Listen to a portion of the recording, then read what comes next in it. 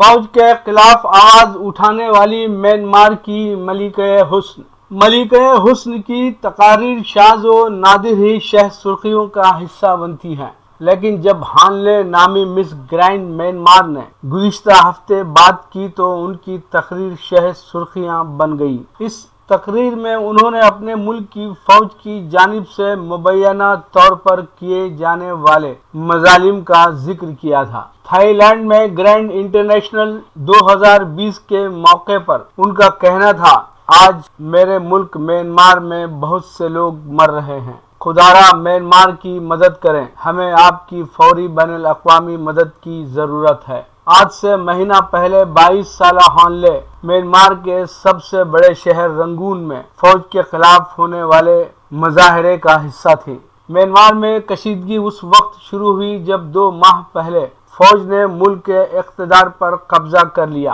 اور جمہوری انتخابات میں کامیابی حاصل کرنے والی نیشنل لیگ فار ڈیموکریسی کی سربراہ آنگ سان سوچی کو معزول کر دیا۔ جب ملک بھر میں لاکھوں لوگ احتجاج کرتے ہوئے سڑکوں پر نکلے تو فوج نے انہیں منتشر کرنے کے لیے واٹر کینن کا استعمال کیا، جس کے ایک ہفتے بعد یہی رد عمل ربڑ کی گولیوں اور پھر آتش گیر اسلحہ میں بدل گیا۔ اس لڑائی کا سب سے خونریز دن گزشتہ سنیچر تھا جب 100 سے زائد افراد ہلاک ہوئے۔ ایک مقامی نگراں گروپ کا کہنا ہے کہ مجموعی طور پر 500 سے زیادہ لوگ ہلاک ہوئے ہیں، جبکہ امدادی ادارے سیو دا چلڈرن کے مطابق ہلاک ہونے والوں میں کم سے کم 43 بچے بھی شامل تھے۔ ملکہ حسن ہان لے نفسیات کی طالبہ ہیں اور یونیورسٹی آف رنگون میں پڑھتی ہیں۔ انہوں نے ملکہ حسن کے پلیٹ فارم کو استعمال کرتے ہوئے بین الاقوامی برادری کے سامنے اپنے وطن کے بارے میں بات کرنے کا فیصلہ کیا۔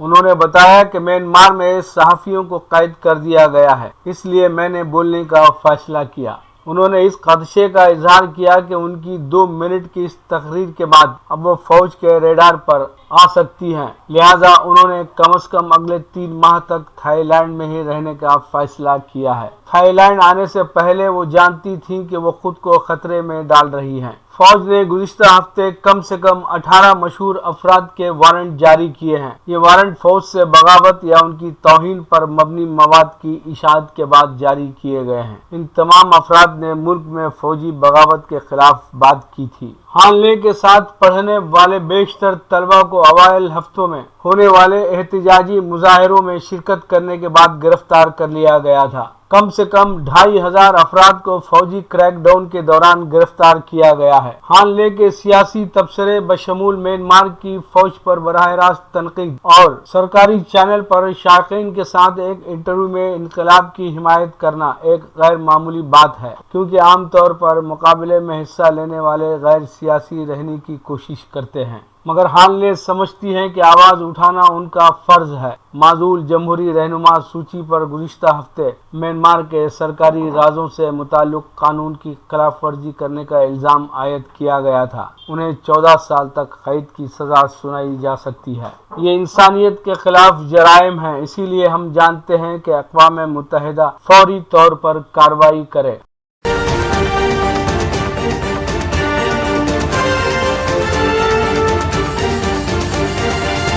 گجراتی گنڈوں کے زور پر بنگال پر قبضہ کرنے کی کوشش، اقلیتوں کا ووٹ کاٹنے کے لیے بی جے پی پیسہ دے رہی ہے، ممتا بنرجی کا الزام۔ مغربی بنگال کی وزیر اعلیٰ اور ترنمول کانگریس کی سربراہ ممتا بنرجی نے الزام لگایا کہ اتر پردیش اور بہار کے گنڈوں کو لا کر گجراتی بنگال پر قبضہ کرنے کی کوشش کر رہے ہیں۔ ممتا بنرجی نے یہاں عوامی جلسے سے خطاب کرتے ہوئے کہا کہ ہم بنگال کو گجرات جیسا نہیں بننے دیں گے۔ بھارتیہ جنتا پارٹی فرقہ وارانہ گڑبڑی پیدا کرنے کی کوشش کر رہی ہے۔ وزیر اعلیٰ نے سوال کرتے ہوئے کہا کہ بی جے پی بڑی بڑی باتیں کرتی ہے کہ وہ کسانوں کو پیسہ دستیاب کرا رہی ہے۔ ہم نے مرکزی حکومت کو مستحقین کی فہرست بھیج دی ہے، وہ پیسہ کیوں نہیں بھیج رہے ہیں؟ तृणमूल सुप्रीमो ममता बनर्जी ने इल्जाम लगाया कि मोदी सिंडिकेट 1 हैं और अमित शाह सिंडिकेट 2 हैं। वो अभिषेक के घर एजेंसियों को भेज रहे हैं, सदीप और स्टालिन की बेटी के घर एजेंसियों को भेज रहे हैं, वो मुसलसल पुलिस अफसरान को बदल रहे हैं। इससे पहले एक अवामी जलसे में ममता बनर्जी ने हैरत जाहिर करते हुए कहा कि वजीर आजम नरेंद्र मोदी क्या भगवान या सुपर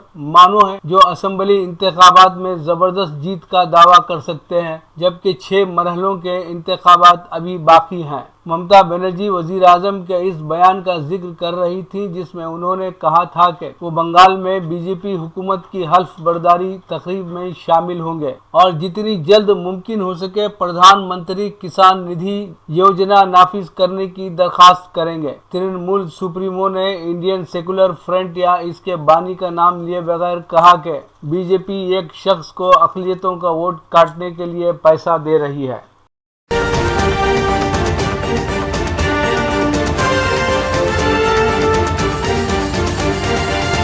तेलंगाना में मजीद 50,000 मुलाजिमतें फराहम की जाएंगी, हरीश राव का बयान। तेलंगाना के वजीर फाइनेंस हरीश राव ने कहा है कि तेलंगाना को रियासत का दर्जा दिए जाने के बाद 1,30,000 मुलाजिमतें फराहम की गई हैं और आने वाले दिनों में मजीद 50,000 मुलाजिमतों को पुर किया जाएगा। उन्होंने सिद्दीपेट जिला मुस्तखर के मॉडल डिस्ट्रिक्ट लाइब्रेरी की इमारत का इफ्तिताह किया।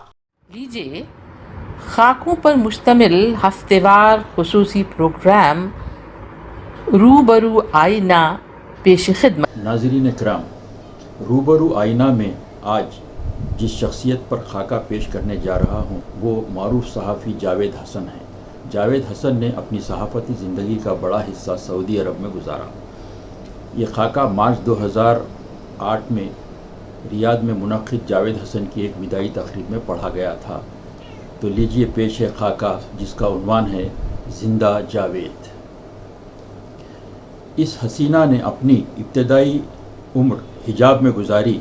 आज ये 30 बरस की है और अपनी तमाम तर रानाइयों के साथ ज़माने के शाना बशाना चल रही है। इसका जदीद पैराहन नया सिंगार हज़ारों अफराद को अपनी तरफ मुतवज्जो कर रहा है। ये जहाँ दौरे हाजिर के तकाज़ों को पूरा कर रही है वहीं अपनी रिवायात की पासदारी और इस्लामी इक़दार की पाबंद भी है, जो इसकी बेहतरीन नशोनुमा और आला तरबियत का सबूत है। इसको आज सारी दुनिया से रोज़ाना हज़ारों ईमेल्स वसूल होते हैं। इसके तवस्सुत से लोग दुनिया और बिलखुसूस मशरिक़ वस्ता के सियासी, समाजी और इक़्तिसादी हालात से आशना होते हैं। ये जावेद हसन के लिखे मज़मून ग्रीन एवोल्यूशन के इब्तदाई पैराग्राफ का तर्जुमा है। जावेद हसन ने इस मज़मून में अखबार अरब न्यूज़ को एक हसीना से तशबीह देते हुए अखबार का तारुफ पेश किया था। जावेद हसन ने इस मज़मून में अखबार अरब न्यूज़ को एक हसीना से तशबीह देते हुए अखबार का तारुफ पेश किया था। ये मज़मून जावेद हसन ने अपनी इस कागज़ी हसीना के 30 सालगिरह के मौके पर लिखा था। जावेद हसन तकरीबन 3 दहाइयों से सहराए अरब की इस लैलाए सहाफ़त के जुल्फ़ों के असीर हैं। जावेद हसन ने 13 सितंबर 1980 को इस हसीना के साथ बाज़ाब्ता अक़्द किया था। 27 साल का ये तवील अरसा इस हसीना के साथ हंसी खुशी गुजारा, न कभी रंजिश न कभी कोई गिला शिकवा। लेकिन पिछले माह उन्होंने अचानक इस हसीना से ख़ते ताल्लुक़ की ठान ली। हालांकि हमने सुना कि हसीना ने जावेद हसन की काफ़ी मिन्नत और समाजत की कि वो कुछ और अरसा इसके साथ गुजारें। अब पता नहीं जावेद हसन इस हसीना से ऊब गए या नाराज़ हो गए। यकीनन ऊब ही गए होंगे, क्योंकि जावेद हसन को आज तक किसी ने गुस्सा होते या किसी से नाराज़ होते नहीं देखा। गो कि ये बात यकीन न आने वाली ज़रूर है, लेकिन यही हकीकत है। इंसान का गुस्से में आना एक फितरी अमल है और कहते हैं कि हर शख्स में सब्र का एक पैमाना होता है और जब यह लबरेज हो जाता है तो छलक जाता है और इस नुक्ते पर इंसान भड़क उठता है और गुस्सा करने या चीखने चिल्लाने लगता है।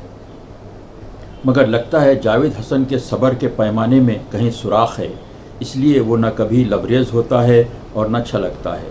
शायद यही वजह है कि वो झुंझलाते हैं न गुस्सा करते हैं। یا ہم یوں بھی کہہ سکتے ہیں کہ جاوید حسن ہومیوپیتھی مزاج کے حامل ہیں۔ ہومیوپیتھی دوا مریض کا منہ کڑوا نہیں کرتی، بخشے تو شفا بخشتی ہے، کبھی نقصان نہیں پہنچاتی۔ یہی اوصاف جاوید حسن کے ہیں جو ہمیشہ لوگوں کے کام آتے ہیں، کسی کو ٹھیس نہیں پہنچاتے یا نقصان نہیں کرتے۔ جاوید حسن ہمیشہ بڑے محتاط رہتے ہیں۔ وہ اپنے آپ کو ہمیشہ احتیاط کے حصار میں رکھتے ہیں، چاہے وہ کھانا پینا ہو یا لوگوں سے ملنا جلنا۔ حد تو یہ کہ وہ ہنستے بھی بڑی احتیاط سے ہیں، کبھی ہنسی کو خیخے میں تبدیل ہونے نہیں دیتے۔ بات بھی بڑے دھیمے لہجے میں کرتے ہیں، فون پر تو میں انہیں سن ہی نہیں پاتا، اب پتہ نہیں میری سماعت کمزور ہے یا ان کی آواز۔ جاوید حسن سے جب بھی فون پر بات ہوتی ہے تو میں بات پوری طرح سے بغیر سنے ہی ٹھیک ہے جاوید بھائی، ٹھیک ہے جاوید بھائی کہتا رہتا ہوں۔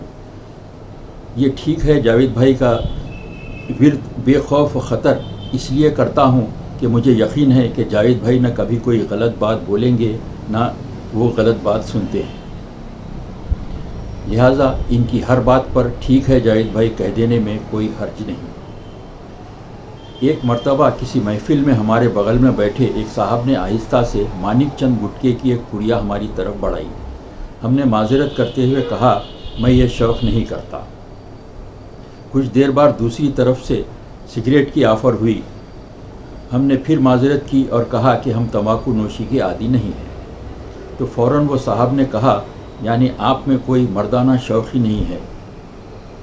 جاوید حسن بھی اسی طرح کا کوئی مردانہ شوق نہیں رکھتے، بلکہ انہوں نے تو کھانا کھانے کی عادت بھی نہیں ڈال رکھی ہے۔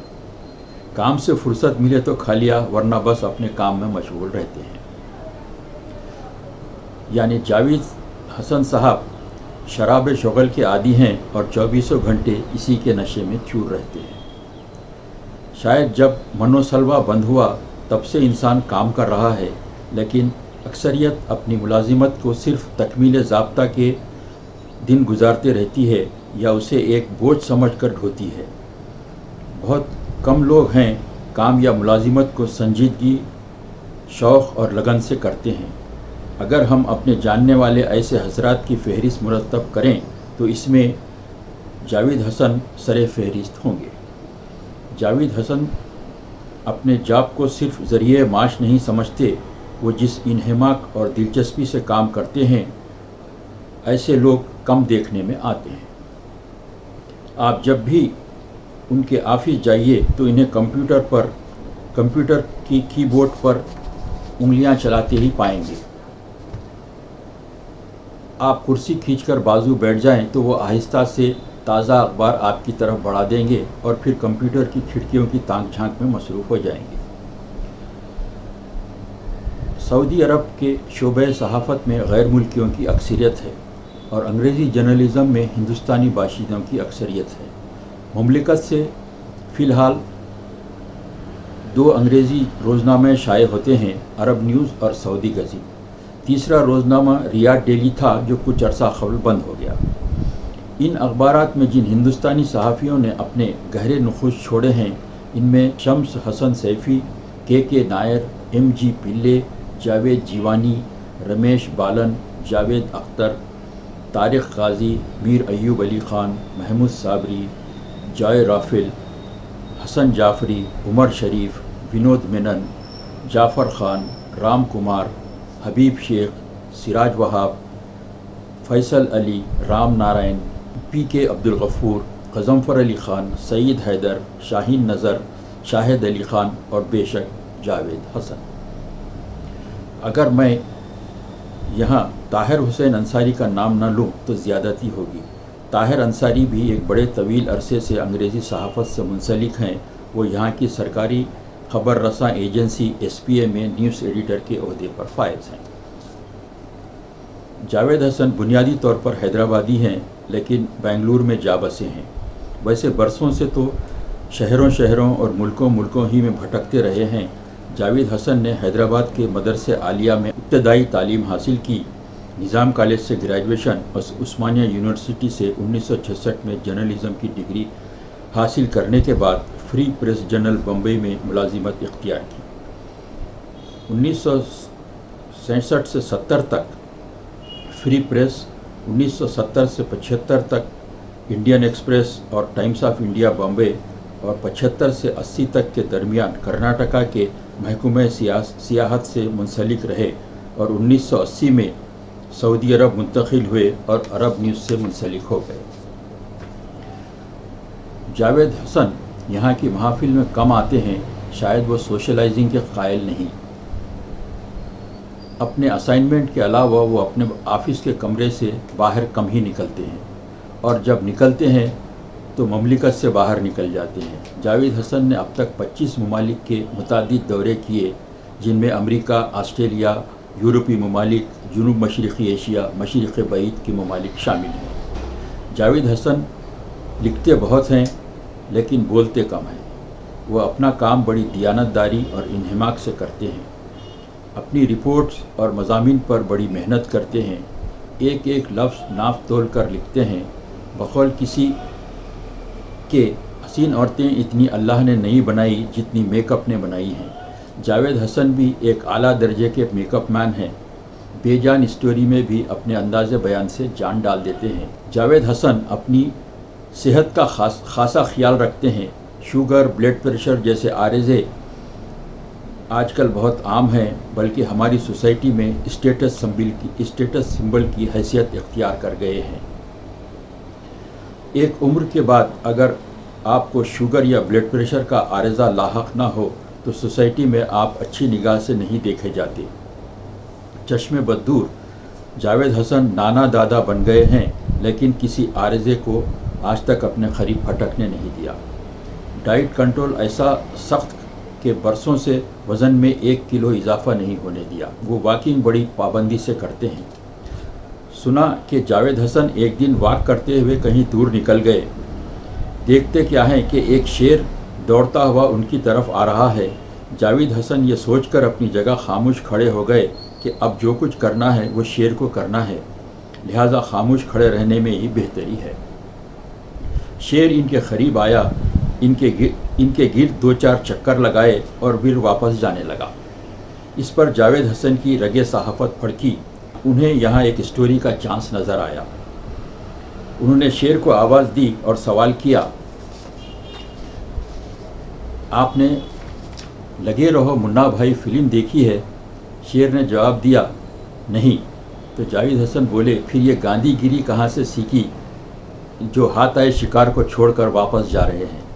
शेर ने जवाब दिया, मैं गांधीगिरी से तो वाकिफ़ नहीं हूँ, लेकिन क्या आप नहीं जानते कि शेर सिर्फ गोश्त खाता है, हड्डियाँ नहीं।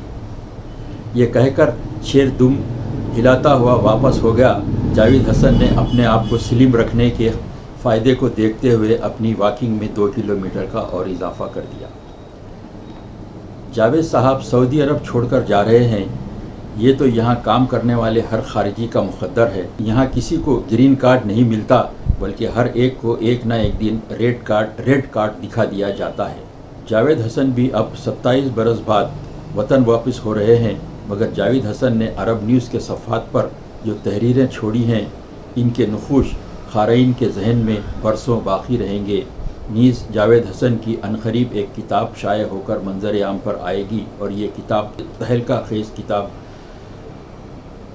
जावेद हसन को ज़िंदा जावेद कर देगी। शुक्रिया।